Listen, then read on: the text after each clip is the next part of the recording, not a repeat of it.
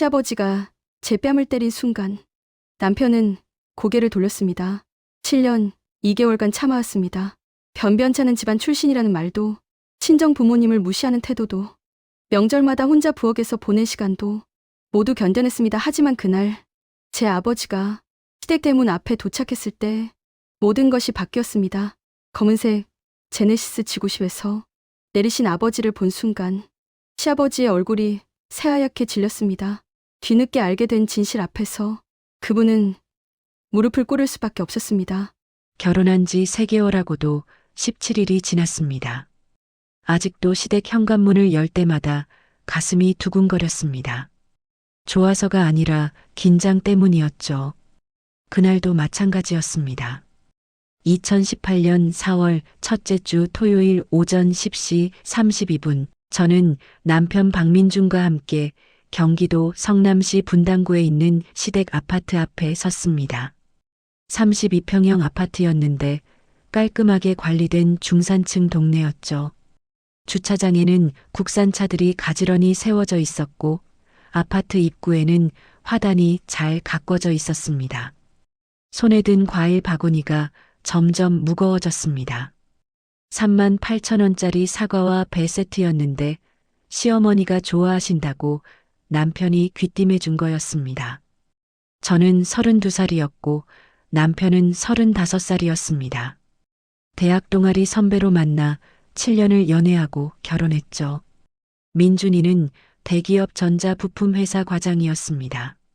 연봉은 세전 6,200만 원 정도였고 저는 중소기업 격리사원으로 세전 3,400만 원을 받았습니다. 두 사람 합치면 그럭저럭 살만한 수준이었죠. 초인종을 누르자 익숙한 발소리가 들렸습니다. 문이 열리고 시어머니 윤혜숙 씨가 나타났습니다. 58살이셨는데 나이보다 젊어 보이는 분이었죠. 어서 와요. 시어머니의 목소리는 평소처럼 담담했습니다. 반갑다는 느낌보다는 당연히 와야 할 사람이 왔다는 투였죠. 저는 재빨리 신발을 벗으며 인사했습니다. 안녕하세요, 어머님. 주말인데 찾아뵈어 죄송합니다. 시어머니는 대답 없이 안으로 들어갔습니다. 민준이가 제 등을 가볍게 두드렸죠. 괜찮아. 원래 저러셔라는 눈빛이었습니다. 거실에 들어서자 시아버지 박종철 씨가 소파에 앉아 계셨습니다. 68살이셨는데 퇴직한 지 3년 된 전직 구청 공무원이셨죠. 은퇴 전에는 7급으로 30년 7개월을 근무하셨다고 들었습니다. 아버님, 안녕하세요. 제가 90도로 허리를 숙여 인사했지만 시아버지는 TV 화면에서 눈을 떼지 않으셨습니다. 뉴스 채널이었는데 부동산 정책 관련 내용이 나오고 있었죠. 응. 짧은 대답 하나뿐이었습니다. 저는 익숙하게 과일 바구니를 식탁 위에 놓고 부엌으로 향했습니다. 결혼 전에 시어머니가 며느리는 부엌 일을 잘해야 한다고 몇 번이나 강조하셨던 게 기억났습니다. 부엌 싱크대에는 설거지가 쌓여 있었습니다. 아침 식사 그릇들이었죠. 점심 준비는 시작도 안 된 상태였습니다. 냉장고를 열어보니 시금치, 두부, 돼지고기 500g 정도가 있었습니다. 저는 자연스럽게 앞치마를 두르고 설거지부터 시작했습니다. 찬물이 손끝을 스쳤지만 참았습니다. 4월인데도 수돗물은 여전히 차가웠죠. 거실에서는 시아버지와 민준이의 대화 소리가 들렸습니다. 요즘 회사는 어떠냐? 시아버지의 목소리였습니다. 괜찮습니다. 이번 분기 실적이 좋아서 분위기가 좋아요. 민준이가 대답했죠. 그래, 남자는 일 잘해야지. 집안 살림은 여자가 하는 거고. 시아버지의 말에 저는 손이 잠시 멈췄습니다. 결혼하고 나서 이런 말을 벌써 7번째 듣는 것 같았습니다. 설거지를 마치고 점심 준비를 시작했습니다. 시금치는 데쳐서 무침을 만들고 두부는 부쳐서 양념장을 만들고 돼지고기는 제육볶음을 했습니다. 30분 정도 걸렸죠. 부엌에서 요리하는 동안 거실에서는 시댁 식구들이 TV를 보며 쉬고 계셨습니다. 아무도 도와주겠다고 하지 않았습니다. 결혼 전에도 그랬고 결혼 후에도 마찬가지였죠. 상을 차리면서 시어머니가 부엌으로 들어오셨습니다. 그분은 제가 만든 반찬들을 하나씩 들여다보셨어요. 시금치 무침은 참기름을 좀 더 넉넉히 넣어야 해요. 우리 집 스타일은 고소한 맛이 강해야 하거든요. 시어머니의 목소리는 지적하는 투였습니다. 가르쳐 준다기보다는 잘못했다고 말하는 느낌이었죠. 네, 어머님. 다음부터 그렇게 할게요. 저는 고개를 숙이며 대답했습니다. 그리고 제육볶음은 고추장 양이 좀 많은 것 같네요. 우리 집 남자들은 너무 매운 걸 안 좋아해요. 다시 한번 지적이 들어왔습니다. 죄송해요. 제가 아직 어머님 입맛을 잘 몰라서요. 제 목소리가 점점 작아졌습니다. 밥을 먹는 동안에도 긴장은 풀리지 않았습니다. 시아버지는 제가 만든 제육볶음을 한 젓가락 드시더니 물을 마셨습니다. 너무 맵다는 신호였죠. 요즘 젊은 사람들이 다 이렇게 맵게 먹나? 시아버지가 민준이에게 물었습니다. 저에게 직접 말하는 게 아니라 아들에게 묻는 거였죠. 아니에요, 아버지. 제가 좀 매운 걸 좋아해서 그런가 봐요. 민준이가 얼른 대답했습니다. 남자 입맛에 맞춰야지. 며느리가 자기 입맛대로 하면 어떡해. 시아버지의 말에 식탁 분위기가 무거워졌습니다. 제가 죄송합니다. 다음부터 조심할게요. 저는 고개를 숙이며 사과했습니다. 가슴이 답답했지만 표정은 관리했죠. 식사 후에 설거지를 하는데 시어머니가 다시 부엌으로 오셨습니다.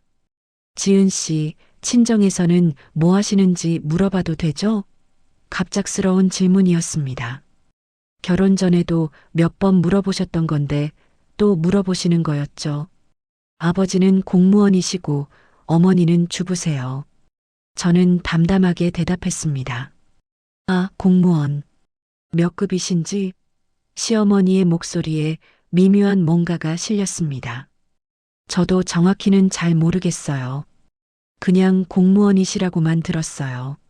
저는 일부러 자세히 말하지 않았습니다. 아버지가 항상 직이나 직급을 밝히는 걸 원하지 않으셨거든요. 그래요? 뭐, 공무원이면 안정적이긴 하죠. 시어머니는 그렇게 말하고 거실로 돌아가셨습니다. 하지만 그 말투에는 공무원 정도면 그저 그렇다는 뉘앙스가 담겨 있었죠. 오후 3시 47분쯤 시댁을 나섰습니다. 민준이와 함께 엘리베이터를 타고 내려오는데 그가 제 손을 잡았습니다. 미안해. 우리 부모님이 좀 그러시지? 민준이의 목소리에는 미안함이 섞여 있었습니다. 괜찮아. 아직 적응 기간이니까.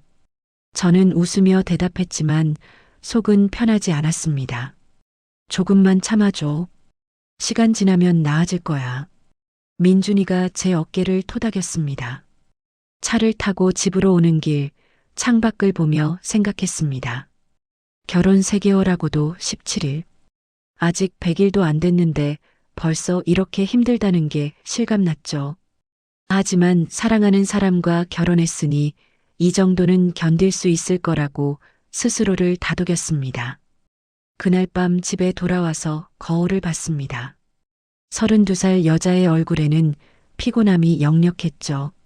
하지만 이건 시작일 뿐이라는 걸 그때는 전혀 몰랐습니다. 결혼 후 첫 추석이었습니다. 2018년 9월 24일 월요일 정확히 결혼한 지 5개월하고 23일째 되는 날이었죠. 시댁에는 아침 8시 12분에 도착했습니다. 명절 준비는 벌써 며칠 전부터 시작됐습니다. 시어머니가 목요일에 전화하셨거든요. 지은 씨, 이번 추석에는 친척들이 많이 오시니까 금요일 저녁부터 와서 준비 좀 도와줘요. 거절할 수 있는 분위기가 아니었죠. 그래서 저는 금요일 퇴근하자마자 시댁으로 향했습니다. 오후 6시 47분에 도착했는데 부엌에는 이미 장본 재료들이 가득했습니다. 쇠고기 1.2kg, 돼지고기 800g, 닭 2마리, 각종 나물과 전 부칠 재료들이 싱크대와 식탁을 가득 메우고 있었죠. 시어머니는 거실에서 TV를 보고 계셨습니다. 제가 들어서자 고개만 돌리시고는 말씀하셨어요. 왔어요? 그럼 앞치마 두르고 전 부치는 것부터 시작해요. 저녁은 먹고 왔죠? 네, 어머님. 사실 편의점에서 삼각김밥 하나만 먹고 왔지만 배고프다는 말은 할 수 없었습니다. 그날 밤 11시 38분까지 일했습니다. 동그랑땡 43개, 생선전 27개, 호박전 19개, 버섯전 31개를 부쳤죠. 기름 냄새가 옷과 머리카락에 배어들었습니다. 토요일 아침 6시 20분에 일어났습니다. 시어머니는 이미 부엌에 계셨어요. 오늘은 나물 무치고 탕국 끓이고 잡채 만들어야 해요. 서두르자고요. 점심때까지 쉬지 않고 일했습니다. 제 손은 파랗게 멍이 들었고 허리는 끊어질 것 같았죠. 하지만 시어머니도 함께 일하시니 힘들다는 말은 꺼낼 수 없었습니다. 일요일도 마찬가지였습니다. 송편을 빚고 과일을 깎고 전을 더 부쳤죠. 3일 동안 제대로 앉아본 기억이 없었습니다. 그리고 추석 당일인 월요일 아침 시댁 현관문이 열리기 시작했습니다. 오전 10시 3분 첫 번째 손님이 도착했죠. 시아버지의 남동생 가족이었습니다. 형님 잘 계셨습니까? 시숙이 큰 소리로 인사했습니다. 52살이시고 작은 수입차 판매점을 운영하신다고 들었습니다. 오, 왔구나. 시아버지가 반갑게 맞으셨어요. 평소에 제게 하시던 것과는 완전히 다른 표정이었죠. 이게 민준이 신부?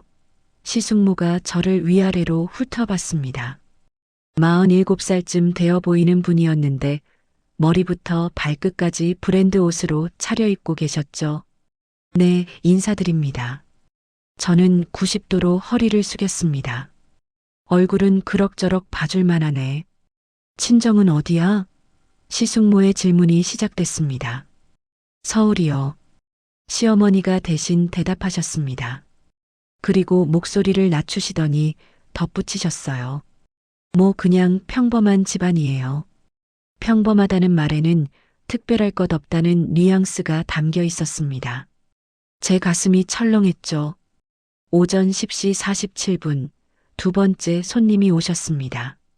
시아버지의 누나분이었죠. 72살이셨는데 건강하게 걸어 들어오셨습니다. 오빠, 추석 잘 지내. 시고모가 인사하시며 제게도 눈길을 주셨어요. 이 애가 새 며느리? 네, 고모님. 서지은입니다. 저는 또다시 인사를 올렸습니다. 요즘 젊은 애들은 다 똑똑하게들 생겼네. 학교는 어디 나왔어? 시고모의 질문이었습니다. 대학교 경영학과 나왔습니다. 제가 대답했죠. 아, 거기. 뭐 나쁘지 않네. 시고모는 그렇게 말하고는 시아버지에게 물었습니다. 그런데 친정은 어떤 집안이야? 시아버지가 대답하셨어요. 뭐, 그냥 평범해. 공무원 집안이야. 공무원? 요즘도 공무원이 인기라던데. 몇 급이야? 시고모가 다시 물었습니다.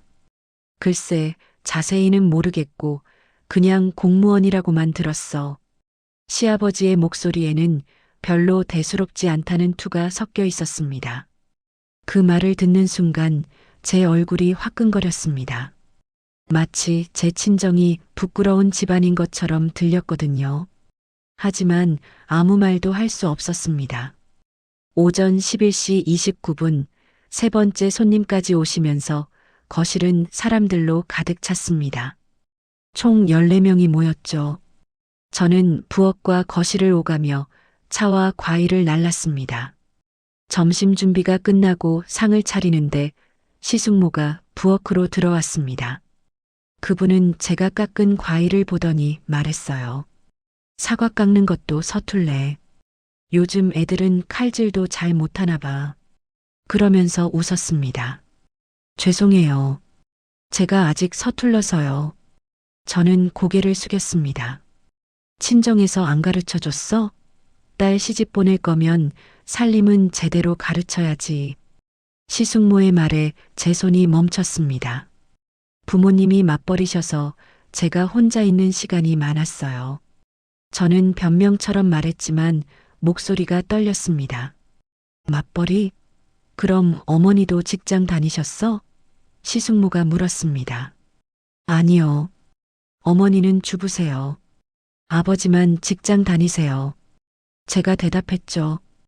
공무원 월급으로 서울에서 애 키우기 빠듯했겠네. 그래서 살림 교육을 못 시킨 거구나. 시숙모는 마치 이해한다는 듯이 고개를 끄덕였지만 그 말투는 동정보다는 무시에 가까웠습니다. 저는 아무 대답도 하지 못했습니다. 과일 깎는 칼을 쥔 손에 힘이 들어갔죠. 점심 식사 시간이었습니다. 오후 12시 17분 모두가 식탁에 둘러앉았는데 저만 부엌에서 국을 더 끓이고 있었습니다. 지은이는 안 먹어? 민준이가 부엌 쪽을 보며 물었습니다. 며느리는 어른들 다 드시고 나서 먹는 거야. 시어머니가 단호하게 말씀하셨어요. 그 말에 민준이는 더 이상 아무 말도 하지 못했습니다. 식사하는 동안 거실에서는 여러 이야기가 오갔습니다. 저는 부엌에서 설거지를 하며 그 대화를 들었죠. 요즘 젊은 사람들 결혼이 어렵다면서 시고모가 말했습니다. 그러게요. 신부집에서 혼수도 제대로 안 해주는 경우가 많대요. 시숙모가 거들었습니다. 우리 며느리는 어땠어? 시고모가 시어머니에게 물었습니다. 뭐, 평범하게 했어요. 요즘 세상에 많이 기대하면 안 되죠. 시어머니의 대답이었습니다. 친정 형편이 그리 넉넉하진 않나 봐요? 시숙모가 다시 물었습니다. 공무원 집안이면 뭐 그렇죠. 화려하진 않아요. 시어머니가 작은 목소리로 말했지만 부엌까지 다 들렸습니다. 제 손이 다시 멈췄습니다. 그릇을 닦다가 물이 바닥에 떨어졌죠. 친정 부모님이 제 결혼 준비하시느라 얼마나 애쓰셨는지 저는 알고 있었습니다. 아버지가 적금을 깨시고 어머니가 몇 달간 아껴 쓰신 걸 다 봤거든요.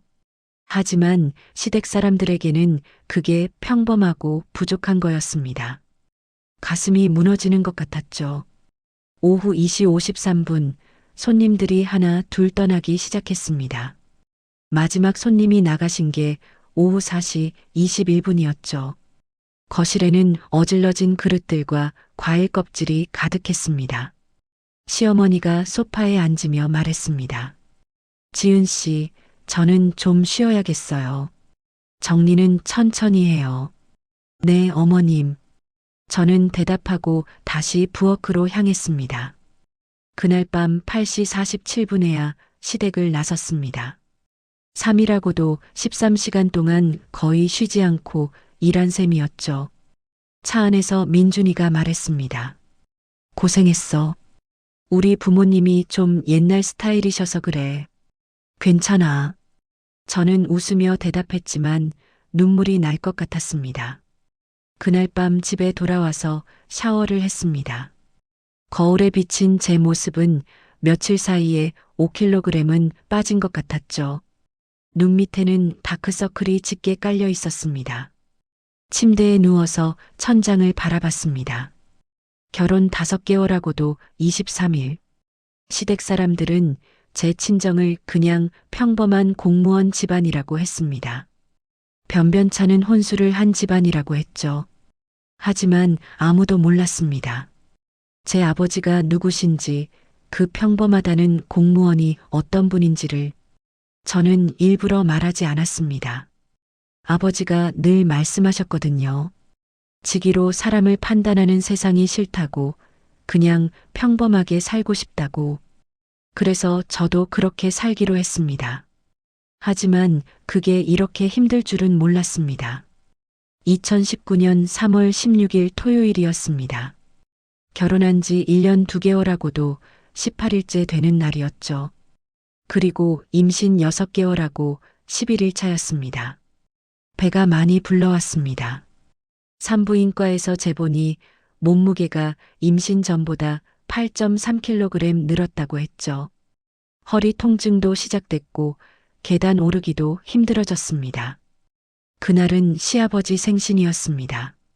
69번째 생일이셨죠. 시어머니가 일주일 전부터 준비하자고 연락하셨지만 저는 회사 업무 때문에 당일에만 갈 수 있었습니다.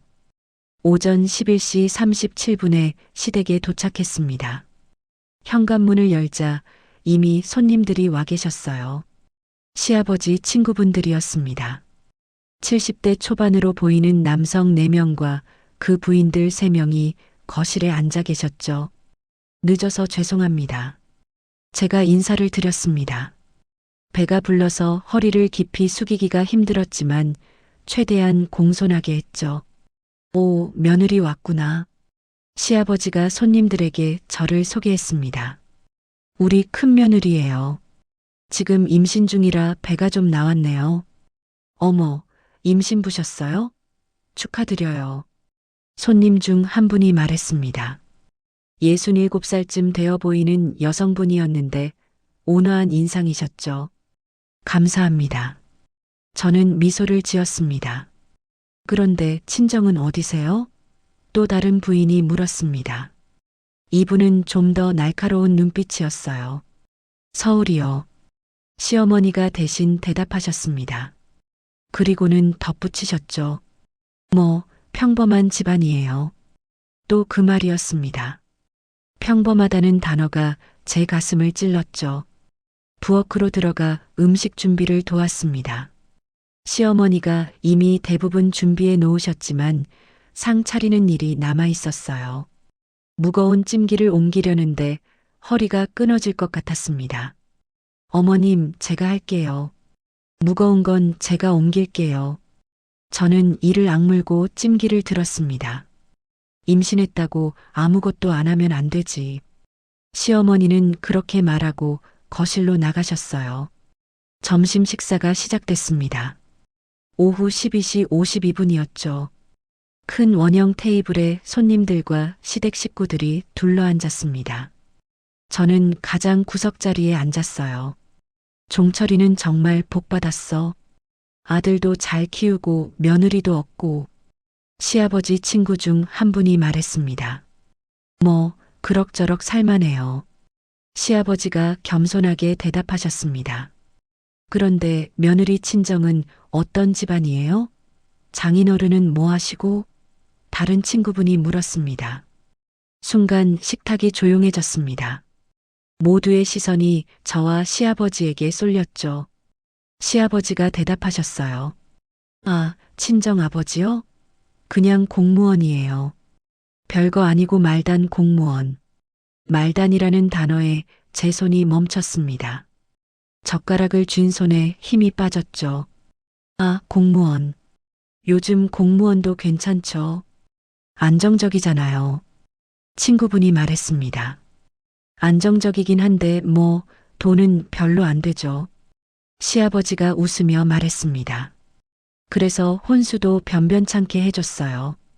요즘 시대에 그런 거 기대하면 안 되더라고요. 제 얼굴이 화끈거렸습니다. 14명의 사람들 앞에서 제 친정이 가난하다고 혼수를 제대로 못 해줬다고 공개적으로 말하는 거였죠. 그래도 손주 낳아주면 되는 거 아니에요? 친구분 중 한 분이 위로하듯 말했습니다. 그렇긴 한데 집안 배경이 좀 튼튼했으면 더 좋았을 텐데 말이에요. 시아버지가 다시 말했습니다. 아들 친구들 보면 다들 재벌은 아니어도 그래도 괜찮은 집안 딸들이랑 결혼하던데 제 눈에 눈물이 고였습니다. 하지만 참았어요. 절대로 울면 안 됐습니다. 근데 요즘 젊은 사람들이 다 그렇잖아요. 집안보다 사랑이라고 친구분이 말했습니다. 그게 문제죠. 사랑만으로 결혼하면 나중에 고생이에요. 시아버지가 한숨을 쉬었습니다. 지금도 명절 때마다 친정에서 도움 하나 못 받아요. 부모가 변변찮으니까 더 이상 참을 수 없었습니다. 저는 젓가락을 내려놓고 일어났어요. 화장실 좀 다녀올게요. 목소리가 떨렸지만 최대한 평온하게 말했습니다. 임신부는 화장실 자주 가죠. 어서 다녀와요. 시어머니가 무심하게 말했습니다. 화장실에 들어가서 문을 잠갔습니다. 그제야 눈물이 쏟아졌어요. 소리 내지 않으려고 입을 손으로 막았습니다. 말단 공무원, 변변찮은 혼수, 친정에서 도움 못 받는다. 그 말들이 머릿속에서 계속 맴돌았습니다. 아버지 얼굴이 떠올랐어요. 항상 단정한 정장을 입으시고 새벽 6시 30분에 출근하시던 아버지. 주말에도 집에서 서류를 보시던 아버지. 그분이 말단 공무원이라고 불리는 게 너무 억울했습니다. 5분 23초 동안 화장실에 있었습니다. 손을 씻으면서 거울을 봤어요. 눈이 빨갛게 충혈돼 있었죠. 찬물로 얼굴을 몇 번 씻었습니다. 거실로 돌아왔을 때 대화는 다른 주제로 넘어가 있었습니다. 저는 조용히 자리에 앉아서 음식을 입에 넣었지만 맛이 하나도 느껴지지 않았어요. 식사 후 손님들이 거실에서 차를 마실 때였습니다. 오후 2시 17분쯤이었죠. 며느리, 배 좀 만져봐도 돼요? 손님 중 한 분이 물었습니다. 네, 괜찮아요. 저는 웃으며 대답했습니다. 그분이 제 배를 쓰다듬으며 말했어요. 태교 잘하고 있어요? 임신 중에는 스트레스 받으면 안 되는데. 네, 조심하고 있어요. 거짓말이었습니다. 매일매일이 스트레스였거든요. 친정 어머니가 도와주시나요? 친정이 서울이면 자주 못 보시겠네요. 다른 부인이 물었습니다. 어머니도 바쁘세요. 그래서 자주 못 뵈어요. 저는 대답했습니다. 그 말을 듣고 시아버지가 끼어들었어요. 친정 어머니가 딱히 해주실 것도 없어요. 워낙 평범한 집안이라 육아 지식 같은 것도 특별한 게 없고 또 평범하다는 말이었습니다. 이번엔 제 어머니까지 폄하하는 거였죠. 제 손이 주먹을 쥐었습니다. 뱃속에서 아기가 움직이는 게 느껴졌어요. 아기한테 스트레스가 전해지면 안 되는데 저는 지금 감정 조절이 안 됐습니다. 요즘은 다 인터넷으로 배우잖아요. 친구분이 말했습니다. 그렇긴 한데 역시 집안 내력이 있어야죠. 좋은 집안 며느리면 친정에서 산후조리원도 끊어주고 그러는데 시아버지가 한숨을 쉬었습니다. 제 눈에 다시 눈물이 고였습니다. 이번엔 참을 수가 없었어요. 한 방울이 뺨을 타고 흘러내렸습니다. 옆에 앉은 민준이가 제 손을 잡았습니다. 괜찮아? 작은 목소리로 물었지만 저는 대답할 수 없었어요. 지은아, 얼굴이 안 좋은데 괜찮아? 시어머니가 물었습니다. 네, 괜찮아요. 그냥 좀 어지러워서요. 저는 거짓말을 했습니다. 임신부는 좀 쉬어야죠. 방에 가서 누워 있어요. 시어머니가 말했지만 그 목소리에는 진짜 걱정보다는 손님들 앞에서 체면 차리려는 의도가 더 강했습니다. 저는 일어나서 안방으로 향했습니다. 뒤에서 시아버지의 목소리가 들렸어요. 임신부가 원래 예민해져요. 뭐라고 하면 금방 눈물 흘리고 웃음소리가 섞인 말이었습니다. 방문을 닫고 침대에 누웠습니다. 천장을 바라보며 눈물을 흘렸어요. 소리 내지 않으려고 베개를 입에 댔습니다. 결혼 1년 2개월하고도 18일, 임신 6개월하고 11일 차, 14명의 사람들 앞에서 제 친정은 말단 공무원 집안, 변변찮은 혼수를 해준 집안, 도움도 못 주는 가난한 집안이라고 불렸습니다. 하지만 아무도 몰랐습니다. 그 말단 공무원이 대한민국에서 몇 안 되는 자리에 계신다는 걸, 그분이 얼마나 많은 사람들의 존경을 받는 분인지를, 뱃속에서 아기가 또 움직였습니다. 제 손이 배를 쓰다듬었어요. 미안해, 아가야. 엄마가 너한테 스트레스 주고 있어. 조용히 속삭였습니다. 하지만 이제 얼마나 더 참아야 할까요? 1년? 2년? 아니면 평생? 그날 오후 4시 53분에 시댁을 나섰습니다. 차 안에서 민준이가 물었어요. 오늘 아버지 말씀이 좀 심하셨지? 미안해. 괜찮아. 저는 창밖을 보며 대답했습니다. 하지만 전혀 괜찮지 않았어요. 집에 돌아와서 휴대폰을 봤습니다. 어머니에게서 문자가 와 있었죠. 지은아, 오늘 시댁 다녀왔니? 힘들지 않았어? 아기는 괜찮고? 눈물이 또 났습니다. 어머니한테 전화해서 다 말하고 싶었어요. 시댁에서 친정을 어떻게 말하는지, 아버지를 어떻게 부르는지. 하지만 전화할 수 없었습니다. 부모님 걱정시키고 싶지 않았거든요. 대신 문자를 보냈습니다. 네, 엄마. 다 괜찮아요. 걱정 마세요. 거짓말이었습니다. 하나도 괜찮지 않았어요. 2019년 9월 28일 토요일이었습니다. 결혼한 지 1년 8개월하고도 2일째 되는 날이었죠. 그리고 아기 100일이었습니다. 아들을 낳았습니다. 2019년 6월 19일 오후 3시 47분에 3.42kg으로 태어났죠. 이름은 박준서. 시아버지가 직접 지어주신 이름이었습니다. 출산 후 3개월하고도 9일이 지났지만 제 몸은 아직 회복되지 않았어요. 밤마다 2시간 30분에서 3시간마다 수유를 했고 낮에는 집안일을 했습니다. 눈 밑에 다크서클이 짙게 내려앉았고 체중은 출산 전보다 7.8kg이 더 나갔죠. 100일 잔치는 시댁에서 하기로 했습니다. 시어머니가 예식장이나 식당은 돈 낭비라고 하셨거든요. 대신 집에서 음식을 직접 만들어서 손님들을 대접하자고 하셨어요. 전날인 금요일 오후 6시 23분부터 시댁에 가서 준비를 시작했습니다. 아기를 데리고 갔는데 준서가 계속 울어서 제대로 일을 할 수가 없었어요. 애를 좀 달래요. 일을 해야지. 시어머니가 짜증스러운 목소리로 말했습니다. 죄송해요. 배가 고픈가 봐요. 저는 아기를 안고 방으로 들어가 수유를 했습니다. 30분 후에 다시 부엌으로 나왔을 때 시어머니는 이미 전을 부치기 시작하셨어요. 저도 서둘러 나무를 다듬었습니다. 그날 밤 11시 52분까지 일했습니다. 갈비찜 3kg, 잡채 2.7kg, 각종 전 87개를 준비했죠. 잠을 잔 건 새벽 1시 34분부터 아침 6시 8분까지 딱 4시간 34분이었습니다. 100일 당일 아침 준서를 씻기고 한복을 입혔습니다. 7만 3천 원짜리 아기 한복이었는데 시어머니가 인터넷으로 주문하신 거였어요.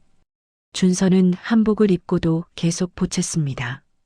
손님들이 오기 시작한 건 오전 10시 47분부터였습니다. 시댁 친척들이 먼저 도착했죠. 시숙내외, 시고모, 시아버지 친구분들까지 총 23명이 왔습니다. 어머, 아기 정말 예쁘네요. 시숙모가 준서를 보며 말했습니다. 그런데 눈은 누구 닮았어요? 아빠 닮았죠. 코랑 입은 우리 집안 특징이고 시아버지가 자랑스럽게 말했습니다. 그럼 얼굴형은요? 시숙모가 다시 물었습니다. 얼굴형은 좀 둥근데 그건 친정 쪽인 것 같아요. 시어머니가 대답했습니다. 별로 좋아하지 않는다는 뉘앙스가 담겨 있었죠. 그래도 건강하게 태어나서 다행이에요. 시고모가 말했습니다. 손님들이 축의금을 주기 시작했습니다. 시숙내외가 10만 원, 시고모가 30만 원, 시아버지 친구분들이 각각 5만 원에서 10만 원씩 주셨죠. 오전 11시 32분쯤 제 친정 부모님이 도착하셨습니다. 어머니는 준서를 보자마자 눈물을 글썽이셨어요. 우리 외손자 정말 예쁘게 생겼네. 어머니가 준서를 안으며 말했습니다. 친정 부모님은 봉투를 건네셨습니다. 나중에 확인해 보니 50만 원이 들어 있었어요. 공무원 월급으로 적지 않은 금액이었죠. 부모님이 얼마나 아끼셨을지 알 수 있었습니다. 점심 식사가 시작됐습니다. 오후 12시 19분이었어요. 저는 준서를 안고 있어야 해서 제대로 식사를 못했습니다. 며느리, 애 좀 놔두고 먹어요. 시고모가 말했습니다. 괜찮아요. 제가 안고 있어야 안 울어서요. 저는 대답했습니다. 요즘 엄마들은 다 애한테 끌려다니네. 시아버지가 중얼거렸습니다. 식사 도중에 시아버지 친구분 중 한 분이 물었습니다. 그런데 100일 축의금은 얼마나 모였어요? 시어머니가 대답했어요. 아직 다 세어보진 않았는데 한 150만 원 정도 되는 것 같아요. 요즘 100일 축의금이 그 정도면 적은 편 아니에요? 친구분이 말했습니다. 친정 쪽에서 많이 안 왔어요. 시아버지가 말했습니다. 친정이 워낙 평범한 집안이라 친척도 별로 없고 제 손이 떨렸습니다. 또 시작이었죠. 친정 부모님은 얼마나 주셨어요? 다른 친구분이 물었습니다. 50만 원 주셨어요. 시어머니가 대답했는데 목소리에 뭔가 불만이 섞여 있었습니다. 50만 원이면 괜찮은데요? 친구분이 말했습니다. 요즘 세상에 친정 부모가 100일에 50만 원은 좀 적죠? 보통 100만 원은 주던데. 시아버지가 한숨을 쉬었습니다. 제 얼굴이 화끈거렸습니다. 23명의 손님들 앞에서 친정 부모님이 축의금을 적게 줬다고 공개적으로 말하는 거였어요. 근처에 앉아 계시던 친정 어머니의 얼굴이 굳어지는 게 보였습니다. 아버지는 티를 내지 않으셨지만 손에 쥔 젓가락에 힘이 들어가는 게 느껴졌죠. 집안 형편이 어려우시나 봐요. 시숙모가 작은 목소리로 말했지만 다 들렸습니다. 공무원이 월급이 얼마나 되겠어요? 시아버지가 대답했습니다. 더 이상 참을 수 없었습니다. 입을 열려는데 준서가 갑자기 큰 소리로 울기 시작했어요. 저는 자리에서 일어나 방으로 들어갔습니다. 방문을 닫고 준서를 달랬습니다. 눈물이 났지만 아기 앞에서 울 수는 없었어요. 10분 후에 다시 거실로 나왔습니다. 식사는 끝나고 손님들이 차를 마시고 계셨죠. 준서를 거실 바닥에 눕혀놨습니다. 100일 기념 사진을 찍기 위해서였어요. 우리 손주 한번 재롱 부려볼까? 시아버지가 준서 옆에 앉으며 말했습니다. 준서는 손을 흔들며 옹알이를 했어요. 손님들이 귀엽다고 웃었죠. 근데 아기가 좀 둔해 보이지 않아요? 시숙모가 말했습니다. 둔하다니요? 시어머니가 물었습니다. 보통 100일이면 좀 더 반응이 빠른데 우리 준서는 좀 느린 것 같아요. 친정 쪽 유전자가 섞여서 그런가. 시숙모가 웃으며 말했습니다. 제 심장이 멈추는 것 같았습니다. 제 아들을 겨우 100일 된 아기를 둔하다고 했어요. 그것도 친정 유전자 탓이라고. 그럴 리 없어요. 우리 준서 똑똑해요. 시어머니가 말했지만 별로 강하게 반박하지는 않으셨어요. 뭐, 자라봐야 알겠죠. 시아버지가 말했습니다. 오후 2시 43분 점심 식사 정리를 하는데 손이 떨려서 그릇을 제대로 잡을 수가 없었습니다. 국그릇을 옮기다가 손이 미끄러졌어요. 쨍그랑 바닥에 국그릇이 떨어지면서 깨졌습니다. 미역국이 바닥에 쏟아졌죠. 순간 거실이 조용해졌습니다. 모든 사람들이 저를 쳐다봤어요. 뭐 하는 거예요? 시어머니가 날카롭게 물었습니다. 죄송해요. 제가 실수를. 저는 급히 걸레를 가지러 갔습니다. 요즘 젊은 애들은 그릇 하나 제대로 못 들어? 시아버지가 말했습니다. 저는 바닥에 엎드려 쏟아진 국을 닦았어요. 손이 계속 떨렸습니다. 그때 시아버지가 제 옆으로 왔습니다. 손에는 젓가락을 들고 계셨어요. 이렇게 조심성이 없어서 어떡하나. 그러면서 제 손등을 젓가락으로 탁 치셨습니다. 따끔한 통증이 느껴졌습니다. 손등에 빨간 자국이 생겼죠. 살림도 제대로 못하고 그릇도 제대로 못 들고. 친정에서 뭘 배웠어? 시아버지가 계속 말했습니다. 제 안에서 무언가가 폭발하는 것 같았습니다. 1년 8개월하고도 2일 동안 참아온 모든 것들이 한꺼번에 치밀어 올랐어요. 저는 일어서서 시아버지를 똑바로 봤습니다. 아버님, 그건 너무 심하신 것 같습니다. 제 목소리가 떨렸지만 분명하게 말했어요. 순간 거실 공기가 얼어붙었습니다. 23명의 손님들이 모두 숨을 죽였죠. 뭐라고 지금? 시아버지의 얼굴이 붉어졌습니다. 친정 부모님을 계속 무시하시고 저한테도 너무하세요. 저는 계속 말했습니다. 손이 떨렸지만 멈출 수 없었어요. 바로 그 순간이었습니다. 팡! 시아버지의 손바닥이 제 왼쪽 뺨을 때렸습니다. 너무 강한 충격에 제 고개가 옆으로 돌아갔어요.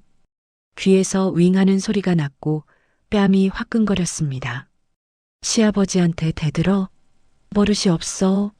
시아버지가 소리쳤습니다. 저는 뺨을 손으로 감싸며 시아버지를 봤습니다. 믿을 수 없었어요. 33살 성인 여자를, 그것도 출산한 지 100일밖에 안 된 며느리를 때린 거였죠. 여보, 그건 좀. 시어머니가 당황해하며 말했지만 제지하지는 않았습니다. 민준이가 급히 저에게 달려왔어요. 지은아, 괜찮아? 저는 민준이를 봤습니다. 남편이 저를 지켜줄 거라고 생각했어요. 시아버지께 뭐라고 해줄 거라고 믿었죠. 하지만 민준이는 그저 제 어깨를 잡고 있을 뿐이었습니다. 아버지, 그래도 이건. 민준이의 목소리는 너무 작았어요. 항의라기보다는 그냥 중얼거림에 가까웠죠. 내가 아내 교육을 제대로 안 시켜서 이렇게 됐어. 시아버지가 아들에게 말했습니다. 민준이는 더 이상 아무 말도 하지 못했습니다. 고개를 숙인 채 저를 바라보지도 못했어요. 그 순간 깨달았습니다. 아무도 저를 지켜주지 않는다는 걸. 남편도 시어머니도 그 누구도. 친정 어머니가 자리에서 일어났습니다. 얼굴이 창백했어요. 아버지가 어머니의 팔을 붙잡으셨습니다. 가만히 계시라는 신호였죠. 손님들은 모두 어색한 표정으로 앉아 있었습니다. 아무도 저를 옹호하지 않았어요. 방으로 가요. 시어머니가 저를 밀었습니다. 손님들 보기 창피하니까. 저는 비틀거리며 방으로 들어갔습니다. 바닥에 누워있던 준서가 큰 소리로 울기 시작했어요. 엄마의 고통을 느낀 걸까요? 아기를 안고 방문을 닫았습니다. 그제야 눈물이 쏟아졌어요. 소리 내지 않으려고 이불에 얼굴을 묻었습니다. 왼쪽 뺨이 계속 화끈거렸습니다. 거울을 보니 붉은 손자국이 선명하게 남아 있었죠. 준서를 달래며 생각했습니다. 결혼 1년 8개월하고도 2일, 출산 후 100일, 23명의 손님들 앞에서 뺨을 맞았습니다. 그리고 남편은 저를 지켜주지 않았어요. 더 이상 참을 수 없었습니다. 이제는 정말로 끝을 봐야 할 때였죠. 그날 오후 5시 38분에 시댁을 나섰습니다. 친정 부모님과 함께 나왔죠. 어머니는 계속 제 손을 꼭 잡고 계셨고 아버지는 한마디도 하지 않으셨어요. 부모님 차가 출발하기 전 아버지가 창문을 내리고 말씀하셨습니다. 지은아, 괜찮겠니? 네, 아빠. 괜찮아요. 저는 거짓말을 했습니다. 전혀 괜찮지 않았거든요. 민준이는 차 안에서 계속 사과했습니다. 미안해. 정말 미안해. 아버지가 저러실 줄 몰랐어. 하지만 저는 대답하지 않았어요. 뺨은 여전히 화끈거렸고 마음은 무너져 내리고 있었습니다. 집에 도착한 건 오후 6시 52분이었습니다. 서울 마포구에 있는 32평 아파트였죠. 전세 보증금 3억 8천만 원에 살고 있었습니다. 문을 열고 들어서자 준서가 다시 울기 시작했어요. 배가 고픈 시간이었죠. 저는 소파에 앉아 수유를 시작했습니다. 민준이가 옆에 앉으며 말했습니다. 지은아, 오늘은 정말 아버지가 너무하셨어. 내가 내일 전화 드릴게. 전화? 저는 민준이를 봤습니다. 아까 23명의 손님들 앞에서 나를 지켜주지 못했으면서 이제 와서 전화? 응. 오늘 일은 잘못하신 거니까. 민준이가 말했지만 목소리에 힘이 없었습니다. 그래. 알았어. 저는 더 이상 말하고 싶지 않았어요. 그날 밤 준서를 재우고 화장실 거울을 봤습니다. 왼쪽 뺨에는 여전히 붉은 자국이 남아 있었어요. 시아버지의 손바닥 모양이 선명했죠. 33살 여자의 얼굴에 남은 폭력의 흔적이었습니다. 침대에 누워 천장을 바라봤습니다. 잠이 오지 않았어요. 머릿속에서는 오늘 있었던 일들이 계속 반복됐죠. 말단 공무원. 50만 원은 적다. 친정 유전자. 버릇없다. 그리고 뺨을 때리는 소리. 팡. 그 소리가 귓가에서 계속 맴돌았습니다. 새벽 2시 37분, 준서가 울어서 일어났습니다. 수유를 하면서 아기 얼굴을 봤어요. 순수하게 잠든 얼굴이었죠. 미안해, 준서야. 엄마가 너를 이런 집안에 태어나게 해서 조용히 속삭였습니다. 다음 날은 일요일이었습니다. 2019년 9월 29일 아침 8시 19분에 일어났어요. 민준이는 이미 거실에 나와 있었습니다. 아버지한테 전화했어. 민준이가 말했습니다. 뭐래? 저는 무덤덤하게 물었습니다. 많이 화나셨어. 내가 버릇없이 굴어서 그렇게 하신 거래. 민준이의 목소리가 점점 작아졌습니다. 그래서 제가 다시 물었습니다. 그래서 내가 먼저 사과하면 아버지도 용서해 주실 거래. 민준이가 조심스럽게 말했어요. 내가 사과를? 저는 민준이를 똑바로 봤습니다. 뺨 맞은 사람이 사과를 하라고? 지은아, 아버지 성격 알잖아. 한번 화나시면 끝이야. 그냥 우리가 참자. 민준이가 제 손을 잡으려 했지만 저는 손을 뺐습니다. 7년이야. 제 목소리가 떨렸어요. 7년 동안 참았어. 민준이가 당황한 표정을 지었습니다. 뭐? 결혼 전 2년, 결혼 후 5년. 정확히는 7년 2개월하고도 13일이야. 저는 하나하나 계산했습니다. 2012년 7월 15일, 우리가 처음 만났을 때부터 지금까지 2627일 동안 나는 시댁 눈치를 봤어. 민준이는 아무 말도 하지 못했습니다. 약혼할 때 시어머니가 뭐라고 했는지 기억해? 제가 물었습니다. 친정 형편을 물어보셨잖아. 아버지 직업이 뭐냐고. 공무원이라고 하니까 표정이 굳어지시더라. 그건 민준이가 입을 열었지만 할 말이 없었어요. 결혼 준비할 때도 그랬어. 혼수 목록 하나하나 체크하시면서 이건 왜 이렇게 싸냐고, 이건 왜 안 사왔냐고. 지은아, 그건 부모님이 좀 꼼꼼하셔서. 민준이가 변명했습니다. 결혼하고 나서는 어땠어? 명절 때마다 나 혼자 부엌에서 17시간씩 일했어. 추석 전에는 3일 동안 집에서 살다시피 했잖아. 저는 계속 말했습니다. 목소리가 점점 커졌어요. 임신했을 때는 6개월 배 나온 채로 무거운 찜기 옮기고 상 차렸어. 허리 아프다는 말도 못하고. 미안해. 민준이가 고개를 숙였습니다. 출산하고 나서는 산후조리원 3주 끝나자마자 시댁 가서 일했어. 몸도 제대로 회복 안 됐는데 제 눈에 눈물이 고였습니다. 그리고 어제 23명 앞에서 뺨을 맞았어. 33살 성인 여자가, 출산한 지 100일 된 엄마가, 그것도 친정 부모님 앞에서. 민준이는 완전히 말을 잃었습니다. 그런데 남편인 당신은 뭐 했어? 저는 민준이를 똑바로 봤습니다. 아무것도 안 했잖아. 그냥 서 있기만 했어. 지은아, 미안해. 내가 잘못했어. 민준이가 울먹였습니다. 미안하다고 다야? 7년을 어떻게 참았는지 알아? 매일 밤 베개에 얼굴 묻고 울었어. 회사에서도 화장실 가서 몰래 울었어. 저는 소파에서 일어났습니다. 임신 중에도 스트레스로 입덧이 심해서 7.2kg 빠졌어. 의사 선생님이 걱정할 정도였어. 민준이가 손으로 얼굴을 가렸습니다. 출산 후에는 산후 우울증 왔어. 매일 죽고 싶다는 생각했어. 아기 보면서도 눈물만 났어. 제 목소리가 떨렸습니다. 그런데 어제 당신 아버지가 날 때렸어. 그것도 손님들 앞에서.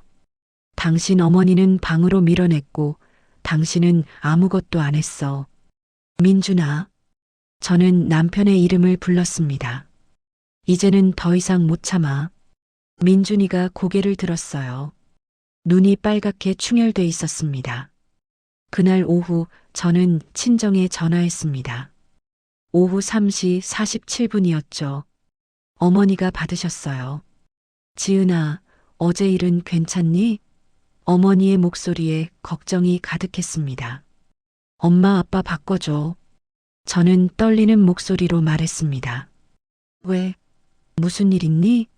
어머니가 놀라셨어요. 바꿔줘. 제발. 제 목소리가 울음으로 변했습니다. 잠시 후 아버지 목소리가 들렸습니다. 지은아, 나다. 아버지의 목소리는 늘 그렇듯 차분했어요. 아빠. 저는 그 한마디만 하고 눈물이 쏟아졌습니다. 울지 마. 천천히 말해봐. 아버지가 부드럽게 말했습니다.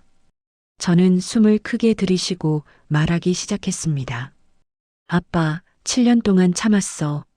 시댁에서 우리 집안 무시하는 것도, 엄마 아빠 무시하는 것도 다 참았어. 계속해.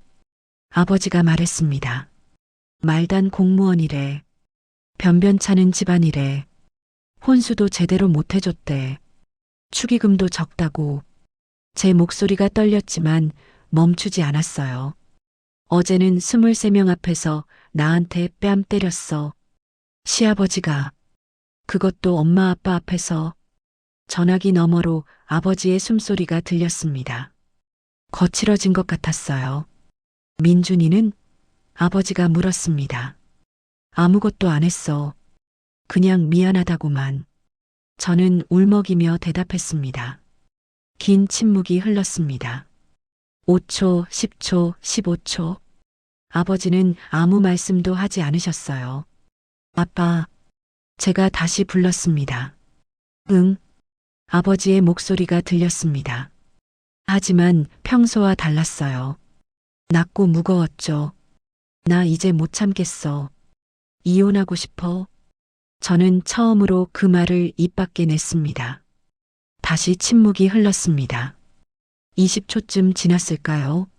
아버지가 천천히 말씀하셨어요. 지은아. 네, 아빠. 이번 주말에 인사드리러 가마. 시댁에. 아버지의 목소리는 차분했지만 그 안에 뭔가 단단한 게 느껴졌습니다. 아빠가? 저는 놀라서 물었습니다. 응. 제대로 인사드려야겠다. 아버지가 말했습니다. 제대로? 제가 되물었습니다. 7년 동안 내 딸이 어떻게 살았는지, 그분들이 우리 가족을 어떻게 대했는지, 이제 알려드릴 때가 됐다. 아버지 목소리에는 평소에 듣지 못했던 무언가가 섞여 있었습니다. 아빠, 그냥 넘어가. 괜찮아. 저는 급히 말했습니다. 괜찮지 않아. 아버지가 단호하게 말했습니다. 내 딸이 뺨 맞는 걸 보고도 가만히 있을 아버지는 세상에 없어. 아버지, 제 눈에서 눈물이 흘러내렸습니다. 이번 토요일, 점심때쯤 갈게. 시댁에 미리 말해도 아버지가 말했습니다. 네. 저는 고개를 끄덕이며 대답했습니다. 그리고 지은아, 아버지가 다시 불렀습니다. 네. 더 이상 참지 마. 이제 아빠가 할게. 아버지의 말에 제 가슴이 무너져 내렸습니다. 전화를 끊고 소파에 주저앉았어요. 7년 동안 혼자 버티던 무게를 이제 내려놓을 수 있을 것 같았습니다. 그날 밤 민준이에게 말했습니다. 이번 토요일에 우리 아버지가 시댁에 오신대. 민준이가 놀라며 물었습니다. 왜? 인사드리러. 제대로. 저는 짧게 대답했습니다. 제대로? 민준이가 되물었지만 저는 더 이상 설명하지 않았습니다. 곧 알게 될 테니까요. 그날 이후 모든 것이 바뀔 거라는 걸. 2019년 10월 5일 토요일이었습니다. 결혼한 지 1년 8개월하고도 9일째 되는 날이었죠. 그리고 제 인생이 완전히 바뀌기 시작한 날이었습니다. 아침 7시 23분에 일어났습니다. 민준이는 이미 거실에 나와서 소파에 앉아 있었어요. 얼굴이 창백했습니다. 장인어른이 정말 오시는 거야? 민준이가 불안한 목소리로 물었습니다. 응, 오늘 점심때 오신대. 저는 담담하게 대답했어요. 근데 왜 갑자기? 그냥 우리끼리 해결하면 되는데. 민준이가 말했지만 저는 고개를 저었습니다. 이미 늦었어. 7년 동안 우리끼리 해결한다고 했는데 해결된 게 뭐가 있어? 민준이는 아무 말도 하지 못했습니다. 어제 시댁에 말했어? 제가 물었습니다. 응. 어제 저녁에 전화했어. 민준이가 대답했어요. 어머니가 뭐라고 하시던가요? 좀 의아해 하시더라. 왜 갑자기 사돈 어른이 오시냐고. 그래서 뭐라고 했어? 그냥 인사드리고 싶으시대. 민준이의 목소리가 떨렸습니다. 오전 11시 38분 준서를 안고 집을 나섰습니다. 시댁까지는 차로 43분 거리였죠. 차 안은 조용했어요. 민준이도 저도 말이 없었습니다. 시댁에 도착한 건 오후 12시 21분이었습니다. 현관문을 열자 시어머니가 나왔어요.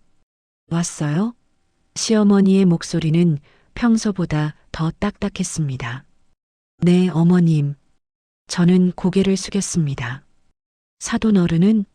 시어머니가 주변을 둘러보며 물었습니다. 조금 있다 오신대요. 제가 대답했습니다. 거실로 들어가자 시아버지가 소파에 앉아 계셨어요. 일주일 전 제 뺨을 때린 그 손이 팔걸이 위에 놓여 있었습니다. 왔나? 시아버지의 목소리는 차갑고 무뚝뚝했습니다. 네, 아버님. 저는 인사를 올렸지만 시아버지는 TV만 보고 계셨어요. 그런데 사돈 어른이 왜 온다는 거야? 시아버지가 민준이에게 물었습니다. 그게 인사드리고 싶으시대요. 민준이가 조심스럽게 대답했습니다. 인사? 결혼한 지가 언젠데 이제 와서 무슨 인사? 시아버지가 코웃음을 쳤습니다. 저는 아무 말도 하지 않았어요. 곧 알게 될 테니까요. 점심 준비를 도왔습니다. 시어머니는 평소보다 신경을 많이 쓰신 것 같았어요. 갈비찜 1.5kg 잡채, 각종 나물 반찬들을 준비하셨죠. 장인어른 공무원이시잖아요. 특별히 좋아하시는 음식 있으세요? 시어머니가 물었습니다. 잘 모르겠어요. 아버지가 평소에 그런 얘기 안 하세요. 저는 대답했습니다. 공무원이면 소박하게 드시겠네. 시어머니가 중얼거렸습니다. 오후 1시 17분쯤 되었을 때 제 휴대폰이 울렸습니다. 아버지였어요. 지은아, 나 지금 도착했다. 아버지의 목소리가 들렸습니다. 네, 아빠. 지금 내려갈게요. 저는 현관으로 향했습니다. 민준이도 따라 나왔어요. 엘리베이터를 타고 1층으로 내려갔습니다. 로비를 지나 아파트 정문으로 나가는데 저 멀리 검은색 차량이 보였습니다. 제네시스 G90이었어요. 차는 천천히 아파트 앞에 멈춰섰습니다. 번호판을 보니 고급 번호였죠. 윤기나는 검은 도장, 크롬 장식이 햇빛에 반짝였습니다. 운전석 문이 열렸습니다. 흰 장갑을 낀 운전기사가 내렸어요. 50대 초반으로 보이는 남성이었는데 단정한 정장 차림이었습니다. 기사, 민준이가 작게 중얼거렸습니다. 놀란 것 같았어요. 운전기사가 뒷문을 열었습니다. 그리고 아버지가 천천히 차에서 내리셨어요. 평소에 보던 아버지와는 완전히 달랐습니다. 진한 네이비색 맞춤 정장을 입고 계셨어요. 은색 넥타이 핀이 빛났고 검은 구두는 거울처럼 반짝였습니다. 자세도 달랐어요. 항상 편안하게 계시던 아버지가 아니라 누군가 중요한 사람처럼 보였죠. 아빠, 제가 다가가며 불렀습니다. 어머니도 차에서 내리셨어요. 우아한 베이지색 원피스를 입으셨는데 처음 보는 옷이었습니다. 장인어른 장모님, 민준이가 황급히 인사를 했습니다. 목소리가 떨리고 있었어요. 그래, 민준이. 오래간만이구나. 아버지가 부드럽게 말했지만 평소와는 다른 무게감이 느껴졌습니다. 이렇게 좋은 차로 오실 줄 몰랐습니다. 민준이가 어색하게 웃었어요. 회사 차야. 아버지가 간단히 말했습니다. 운전기사가 트렁크를 열었어요. 그 안에는 고급 포장된 선물 상자들이 있었습니다. 백화점 로고가 선명했죠. 이거 제가 들겠습니다. 민준이가 급히 말했습니다. 괜찮아요. 제가 들고 갈게요. 운전기사가 정중하게 말하며 선물 상자 3개를 들었습니다. 우리가 앞서 걸어 아파트로 들어갔습니다. 로비를 지나는데 경비 아저씨가 아버지를 보더니 고개를 깊이 숙였어요. 평소에는 그냥 지나치시는데 오늘은 달랐습니다. 엘리베이터에서 민준이는 계속 아버지를 힐끔거리며 봤어요. 뭔가 이상하다는 표정이었죠. 시댁층에 도착했습니다. 초인종을 누르자 시어머니가 문을 열었어요. 어서 오세요. 시어머니가 인사했습니다. 하지만 아버지의 모습을 보는 순간 표정이 미묘하게 변했어요. 안녕하십니까? 아버지가 정중하게 인사하셨습니다. 들어오세요. 시어머니가 문을 활짝 열었습니다. 거실로 들어서자 시아버지가 소파에서 일어났습니다. 그런데 순간 표정이 굳어지는 게 보였어요. 오, 사돈어른. 오셨습니까? 시아버지의 목소리가 평소와 달랐습니다. 약간 높아진 톤이었죠. 그동안 안녕하셨습니까? 아버지가 악수를 청했습니다. 시아버지가 황급히 손을 내밀었어요. 평소에는 절대 먼저 악수를 하지 않는 분인데 오늘은 달랐습니다. 네네. 잘 지냈습니다. 시아버지의 손이 살짝 떨리는 것 같았어요. 차는 참 좋은 차 타고 오셨네요. 시어머니가 조심스럽게 말했습니다. 회사에서 지원해 주는 겁니다. 아버지가 담담하게 대답하셨어요. 아, 공무원도 그런 차를 타시나요? 시아버지가 물었습니다. 목소리에 의문이 섞여 있었어요. 직급에 따라 다르죠. 아버지가 짧게 말하고는 소파에 앉으셨습니다. 운전기사가 선물을 거실 테이블 위에 놓았습니다.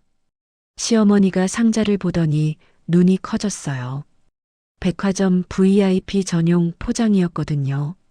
이렇게까지 하실 필요 없으신데. 시어머니가 말했지만 목소리에는 긴장이 섞여 있었습니다.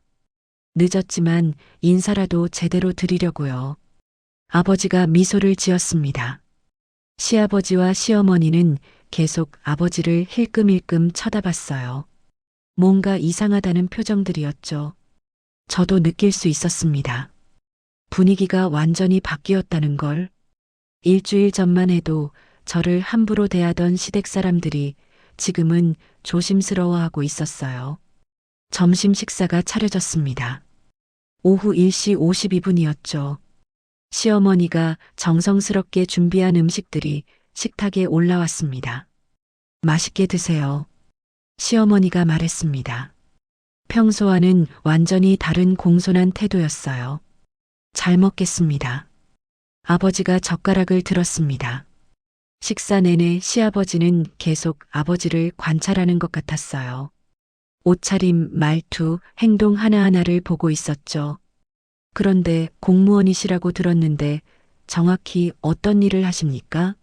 시아버지가 조심스럽게 물었습니다. 그냥 공직에 있습니다. 아버지가 간단히 대답하셨어요. 아, 네.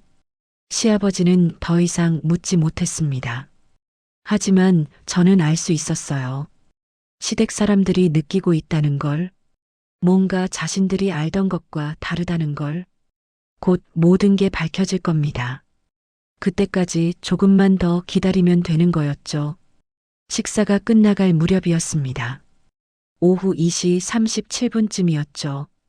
갑자기 현관 초인종이 울렸습니다. 누구지? 시아버지가 의아해하며 일어났습니다. 시어머니가 문을 열러 갔어요. 잠시 후 낯익은 목소리가 들렸습니다. 종철이 집에 있나? 일주일 전 100일 잔치에 왔던 시아버지 친구분이었습니다. 72살이시고 이름은 강만식이라고 들었죠. 오, 만식이 형님. 어쩐 일이세요? 시아버지가 반갑게 맞이했습니다. 아, 근처 지나가다가 잠깐 들렀네. 그런데 밖에 차가 엄청나던데. 누가 왔나? 강만식 씨가 거실로 들어오며 말했습니다. 아, 사돈 어른이 오셨어요. 시아버지가 대답했습니다. 사돈 어른? 강만식 씨가 거실을 둘러보다가 소파에 앉아 계신 아버지를 봤습니다. 그 순간이었습니다. 강만식 씨의 표정이 완전히 굳어졌어요. 마치 유령을 본 사람처럼 얼어붙었죠. 입이 벌어진 채로 아버지를 뚫어지게 쳐다봤습니다. 저기, 혹시? 강만식 씨의 목소리가 떨렸습니다. 네, 시아버지가 의아해하며 물었습니다. 혹시 서진우 검찰총장님 아니십니까? 강만식 씨가 떨리는 손으로 아버지를 가리켰습니다. 거실이 순간 얼어붙었습니다. 뭐라고요? 시아버지의 얼굴이 하얗게 변했습니다. TV에서 몇 번 봤는데 분명히. 강만식 씨가 주머니에서 황급히 스마트폰을 꺼냈습니다. 손이 너무 떨려서 휴대폰을 떨어뜨릴 뻔했어요. 검색창에 서진우 검찰총장이라고 쳤습니다. 3초도 안 돼서 결과가 나왔죠. 여기 보세요. 강만식 씨가 휴대폰 화면을 시아버지에게 들이밀었습니다. 시아버지가 화면을 봤습니다. 그리고 그 순간 얼굴에서 모든 혈기가 사라졌어요. 화면에는 아버지 사진이 크게 떠 있었습니다. 정장을 입고 단상에서 연설하시는 모습이었죠. 아래에는 글자가 선명하게 적혀 있었습니다. 서진우 검찰총장, 63세. 서울대 법대 졸업. 사법연수원 수석. 검사 경력 37년. 2017년 7월 검찰총장 취임. 시어머니가 비틀거리며 식탁을 붙잡았습니다. 입술이 파르르 떨리고 있었어요. 사돈 어른이. 검찰총장? 시아버지의 목소리가 나왔지만 거의 속삭임에 가까웠습니다. 민준이는 완전히 얼어붙은 채로 휴대폰 화면과 아버지를 번갈아 봤습니다. 아버지는 천천히 차를 한 모금 마시고는 컵을 내려놓으셨어요. 그리고 조용히 말씀하셨습니다. 네, 그렇습니다. 제가 검찰총장 서진우입니다. 그 한마디가 떨어지는 순간 시아버지의 다리가 풀렸습니다. 소파에 주저앉으며 휴대폰을 떨어뜨렸어요. 화면이 깨지는 소리가 거실에 울렸죠. 아니, 이럴 수가. 시어머니가 중얼거렸습니다. 얼굴이 새하얗게 질려서 마치 병에 걸린 사람 같았어요. 저희가, 시아버지가 말을 잇지 못했습니다. 입술이 계속 떨렸어요. 그동안 제 딸이 이 댁에서 어떤 대우를 받았는지 자세히 들었습니다.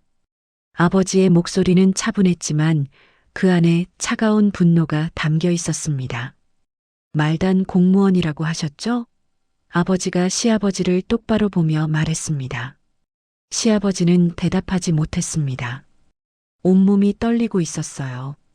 변변찮은 집안이라고도 하셨고요. 혼수도 제대로 못 해줬다고, 축의금 50만 원이 적다고 아버지가 하나하나 짚어가셨습니다. 죄송합니다. 시아버지가 겨우 말을 꺼냈습니다. 7년입니다. 아버지가 말했습니다. 7년 2개월하고도 13일 동안 제 딸이 이 집에서 무시당했습니다. 시어머니가 벽에 기대며 눈물을 흘렸어요. 명절마다 혼자 부엌에서 17시간씩 일했습니다. 임신 6개월 배로 무거운 것 들었고요. 산후조리도 제대로 못하고 3주 만에 다시 일했습니다. 아버지의 목소리가 점점 단단해졌습니다. 죄송합니다. 정말 죄송합니다. 시아버지가 소파에서 미끄러지듯 바닥으로 내려왔습니다. 무릎을 꿇었어요. 일주일 전에는 제 딸 뺨을 때리셨죠. 23명 손님 앞에서. 아버지가 그 말을 하실 때 목소리가 낮아졌습니다. 하지만 그 낮은 목소리가 더 무서웠어요. 죄송합니다. 제가 미쳤습니다. 시아버지가 바닥에 이마를 찧었습니다. 정말로 머리를 조아렸어요. 시어머니도 무릎을 꿇었습니다. 제 옆으로 와서 손을 잡으려 했어요. 지은아, 이모가 잘못했다. 정말 잘못했어. 시어머니의 목소리가 울음으로 갈라졌습니다. 저는 손을 빼지 않았습니다. 하지만 아무 말도 하지 않았어요. 검찰총장님이신 줄 정말 몰랐습니다. 시아버지가 계속 머리를 조아렸습니다. 알았다면 절대 그렇게 하지 않았을 겁니다. 아버지의 표정이 차갑게 굳어졌습니다. 그게 문제입니다. 아버지가 말했습니다. 검찰총장이라서 잘 대하는 게 아니라 사람이기 때문에 잘 대해야 하는 겁니다. 시아버지가 고개를 들었습니다. 눈에 눈물이 가득했어요. 제 직위를 몰랐다면 평생 제 딸을 무시하며 사셨을 겁니까? 아버지가 물었습니다. 시아버지는 대답하지 못했습니다. 제 딸은 서진우의 딸이기 전에 한 사람입니다. 존중받아야 할 한 사람이죠. 아버지의 말에 시아버지가 더욱 고개를 숙였습니다. 민준이도 무릎을 꿇었습니다. 장인어른, 제가 잘못했습니다. 아내를 지키지 못했습니다.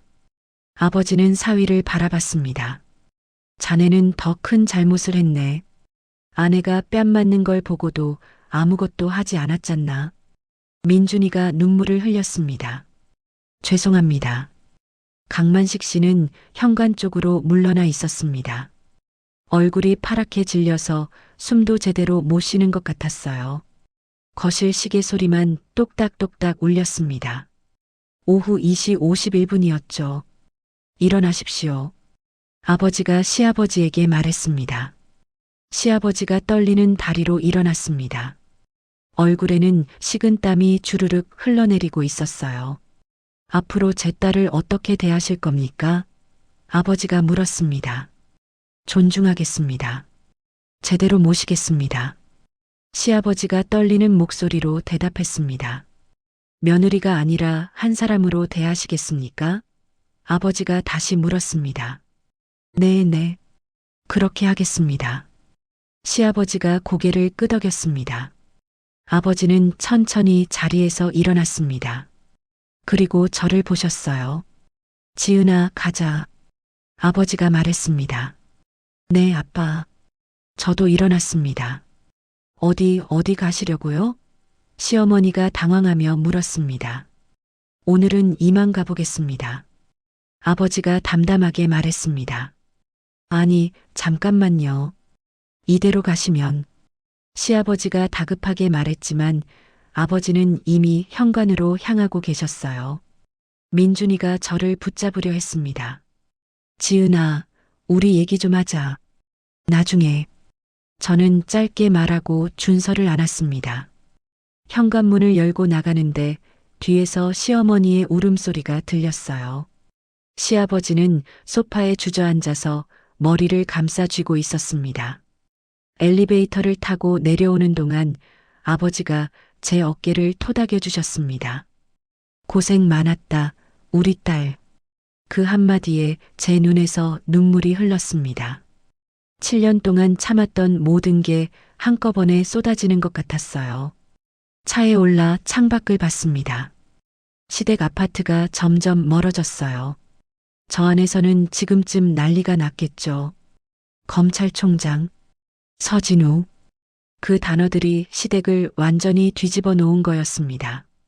7년 동안 무시하고 폄하했던 그 말단 공무원이 대한민국 검찰의 최고 수장이었다는 사실이요. 핸드폰이 울리기 시작했습니다. 민준이에게서였어요. 하지만 받지 않았습니다. 1분에 3번씩 전화가 왔지만 모두 무시했어요. 이제 시작일 뿐이었습니다. 진짜 이야기는 지금부터였으니까요.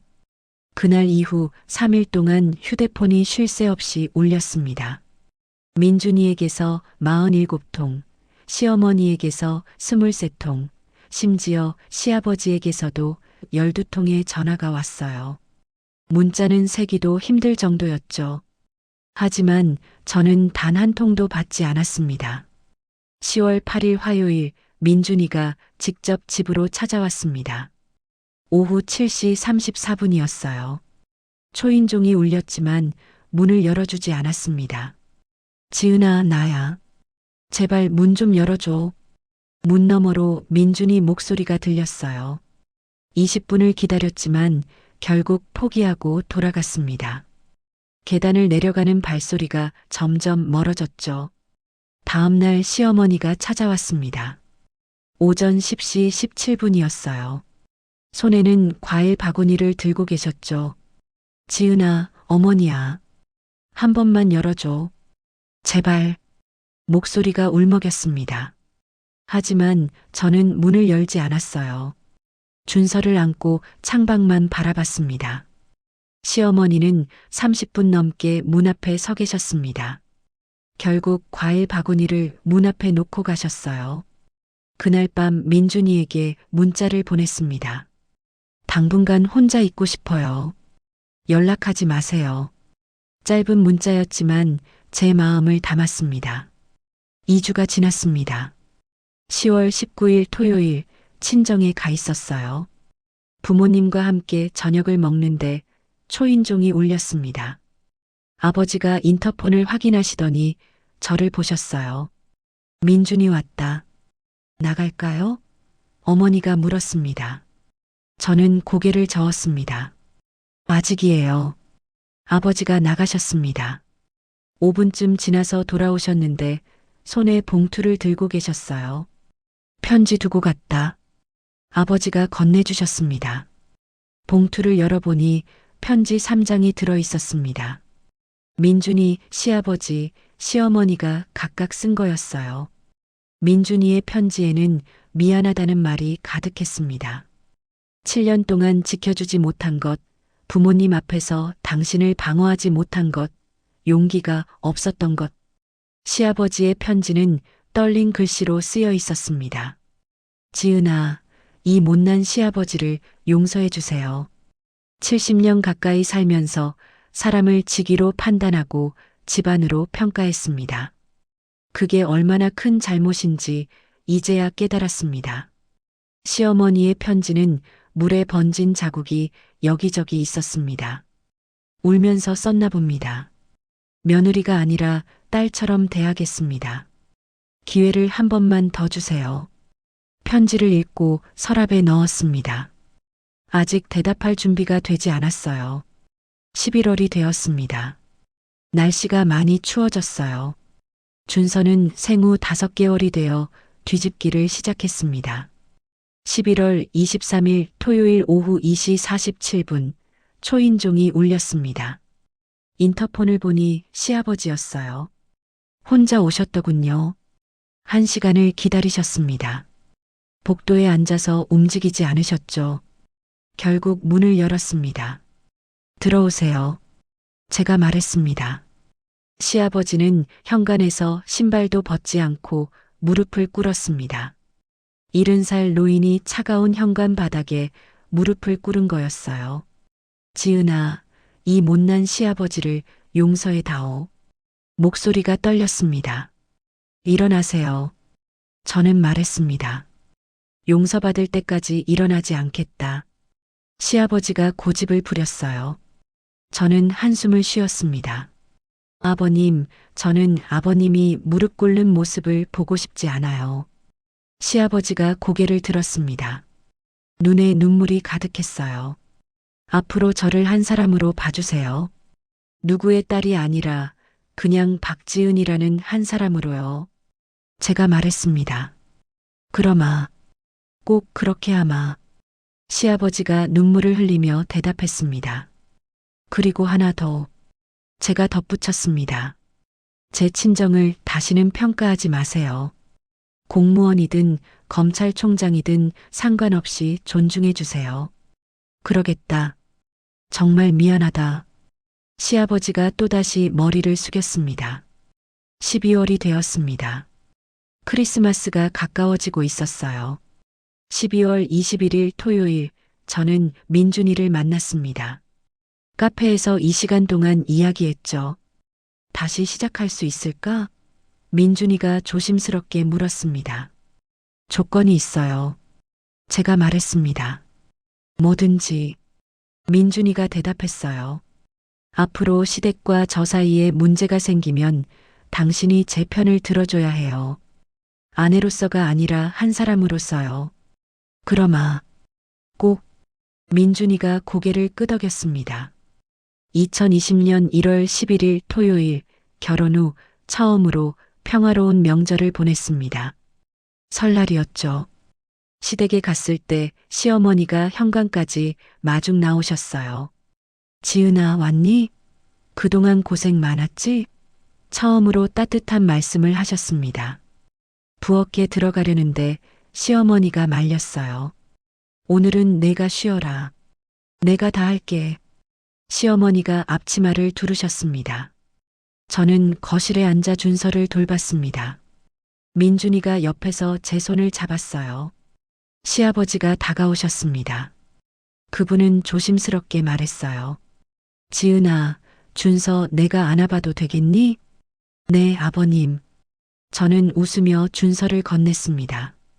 시아버지가 손주를 안고 조심스럽게 흔들었어요. 얼굴에 미소가 번졌습니다. 참 예쁘게 생겼다.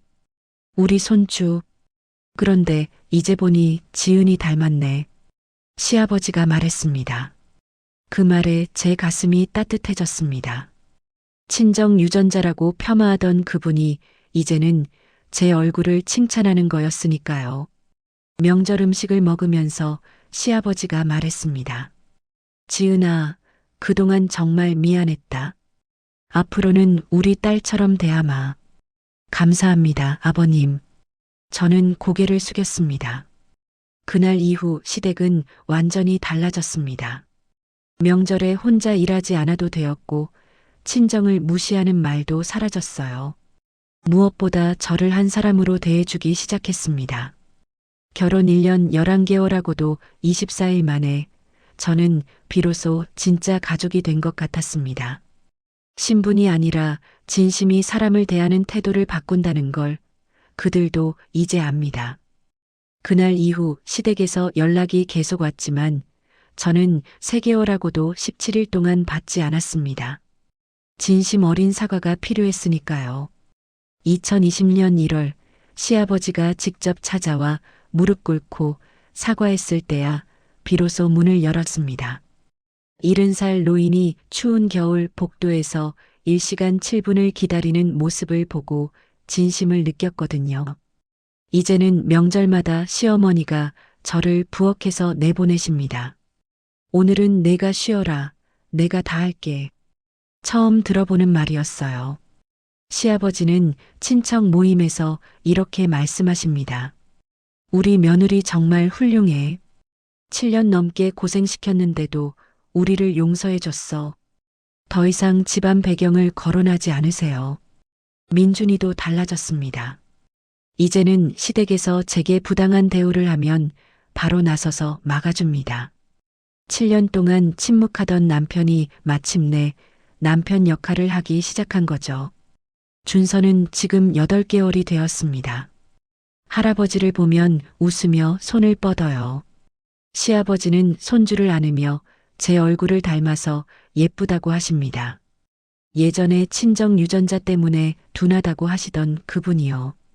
지난주 시아버지가 조용히 말씀하셨습니다. 지은아, 정말 미안하다. 사람을 직위로 판단한 내가 잘못이었어. 검찰총장 사위가 아니라 그냥 한 사람으로 너를 대했어야 했는데. 그 말을 듣고 깨달았습니다. 이분들도 배우고 계신다는 걸, 늦었지만 변하고 계신다는 걸, 완벽하게 용서한 건 아닙니다. 7년 2개월하고도 13일간의 상처가 한순간에 사라질 순 없으니까요.